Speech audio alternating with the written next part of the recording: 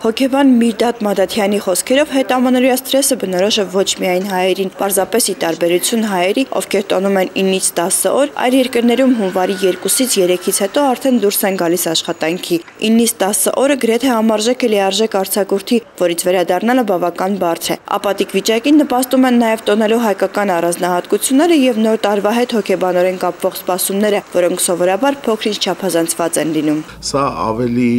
վառ կերևա է մարդկանց մոտ, ովքեր որ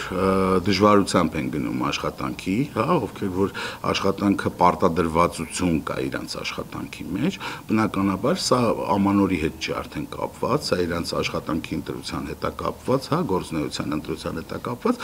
որը որ դժվարությամբ է գնում, բնականաբար ավելի ծանր կտանի, մի քիչ ավելի երկար կտևի։ Հետարձակուրդային ստրեսի համար արտերկրներում ընդունված կարճ գոյություն ունի, հա, արձակուրդից վերադարձած մարդուն մոտ 2 շաբաթ ավելի քիչ են ծանրաբեռնում աշխատանքով, թույլ են տալիս, որպեսզի ինքը կիսվի իր նկարներով, ես չգիտեմ, պատկերացումներով աշխատակիցների հետ, մինչև կմտնի լիարժեք հունի մեջ։